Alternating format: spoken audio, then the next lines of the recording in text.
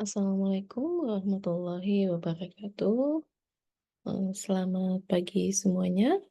Alhamdulillah hari ini kita bertemu kembali pada pembahasan kita terkait mata kuliah pengembangan pembelajaran IPA di SD. Oke, baik. Pada pertemuan kali ini pembahasan kita adalah terkait beberapa di antaranya yaitu mengenai hakikat IPA, hakikat pembelajaran IPA, teori pembelajaran IPA, serta nanti karakteristik dari pembelajaran IPA, kemudian mengenai tujuan dari pembelajaran IPA. Kenapa kita harus mempelajari beberapa hal ini? Karena memang nanti tujuannya adalah supaya mahasiswa dapat memahami dengan baik terkait hakikat dasar dari IPA, kemudian mampu menjabarkan tentang karakteristik IPA, dibandingkan dengan mata pelajaran yang lain. Sehingga nanti, ketika para mahasiswa sebagai calon guru khususnya di SD, dapat menyampaikan pembelajaran IPA, disesuaikan dengan karakteristik pembelajaran IPA, yang tentunya akan berbeda ketika seorang guru mengajar mata pelajaran yang lain seperti halnya IPS, Bahasa Indonesia, maupun mata pelajaran lainnya. Sehingga diharapkan dari penjelasan tentang hakikat dan karakteristik pembelajaran IPA, khususnya di jenjang SD, dapat menjadi acuan mahasiswa dalam melaksanakan dan mengembangkan pembelajaran IPA nantinya ketika sudah terjun langsung ke lapangan menjadi seorang guru.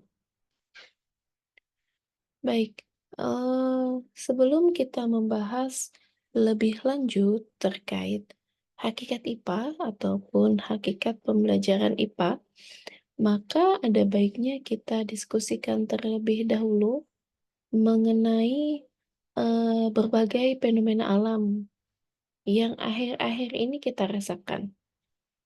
Jadi, mari kita sama-sama, menelaah kembali apa saja fenomena-fenomena alam yang akhir-akhir ini kalian rasakan, baik secara langsung di lingkungan sekitar ataupun fenomena-fenomena alam yang selama ini kalian amati, baik dari pemberitaan di televisi maupun hasil fenomena yang kalian ketahui dari berbagai eee, media sosial, misalnya Instagram, Facebook, dan lain-lain.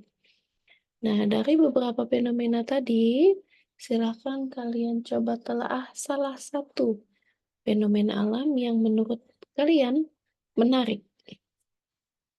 Kemudian, ketika kalian sudah menentukan salah satu fenomena alam tersebut, maka kemudian coba telaah lagi, kira-kira penyebabnya apa?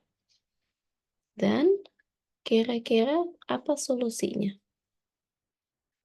Jadi secara keseluruhan, eee, ini adalah untuk menelaah apa sih sebenarnya, eee, gejala alam gejala alam itu dan apa kaitannya dengan pembahasan kita kali ini. Untuk menjawab beberapa pertanyaan tadi, maka sebelumnya kita akan membahas dulu, eee, secara terminologinya, yaitu secara pengertiannya. Kita membahas, apa sih itu IPA? IPA itu sebenarnya apa secara pengertiannya dan juga tujuannya untuk apa?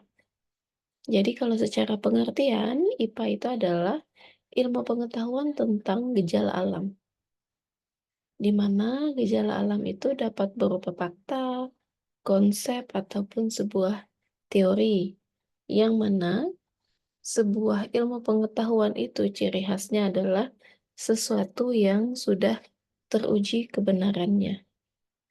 kebenarannya teruji melalui apa? Yaitu melalui sebuah metode ilmiah yang dilakukan secara sistematis. Jadi, menguji kebenaran akan sesuatu itu tidak bisa hanya berdasarkan asumsi semata, harus benar-benar, melalui tahapan yang sistematis dan secara ilmiah, yaitu disebut dengan metode ilmiah. Nah, kemudian, salah satu gejala alam yang, menarik mungkin ya untuk dibicarakan, yaitu adalah, ketika dulu dicontohkan berupa kejadian Newton, di mana ketika itu dia mengalami sebuah peristiwa ketika dia duduk di bawah pohon, tiba-tiba jatuh buah apel dari pohonnya mengenai tubuh si Newton. Nah, akhirnya muncul rasa penasaran dari Newton tadi. Dia bertanya-tanya, kenapa setiap benda itu, contohnya buah apel tadi, jatuhnya itu ke bawah, bukan ke samping atau jatuh ke atas. Akhirnya Newton pun melakukan berbagai percobaan, di mana percobaan tadi dilaksanakan melalui tahapan-tahapan metode ilmiah yang kemudian menemukan sebuah konsep atau teori yang disebut dengan gaya gravitasi. Yang mana gaya gravitasi itu hingga saat ini memiliki manfaat bagi umat manusia. Jadi tadi berawal dari sebuah rasa penasaran, kemudian dilakukan uji coba melalui tahapan-tahapan yang sistematis, sehingga menemukan sebuah jawaban terkait dari fenomena jatuhnya buah apel tadi ke bawah, yaitu disebabkan dengan adanya gaya gravitasi. Nah, berdasarkan gejala alam tadi, kemudian kita bisa mencoba merumuskan 3 unsur dari hakikat. 3 unsur dari IPA atau yang kemudian dikenal dengan hakikat IPA. Yaitu yang pertama ada sikap, kemudian yang kedua ada proses, dan yang ketiga ada produk. Di mana yang pertama yaitu sikap, di sini yaitu merujuk kepada IPA itu hakikatnya adalah didasari dari sikap seseorang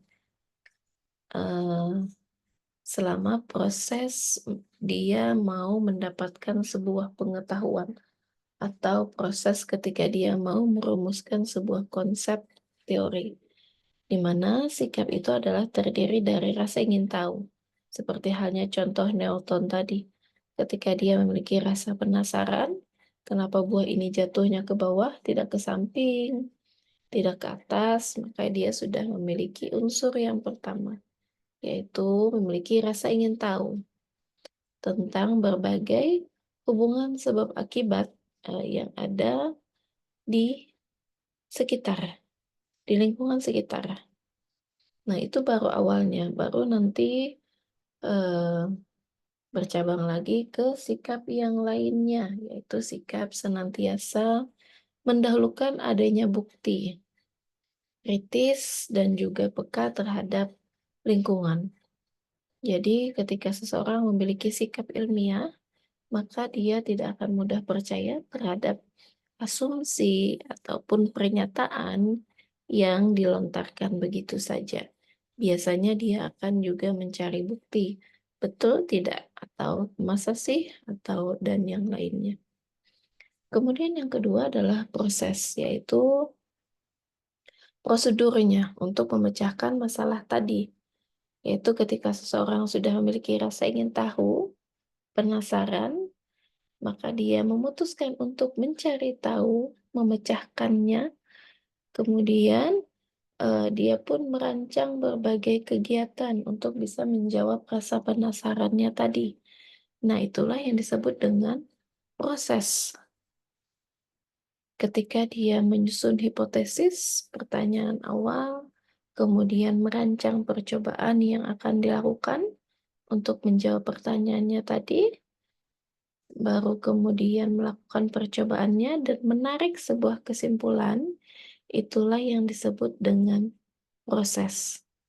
Nah, dan terakhir, ketika dia sudah menemukan sebuah konsep, maka itulah yang disebut dengan produk, yaitu produk adalah sebuah fakta, prinsip, teori, dan hukum, di mana ini terkait pengetahuan faktual yang tadi diperoleh melalui serangkaian proses.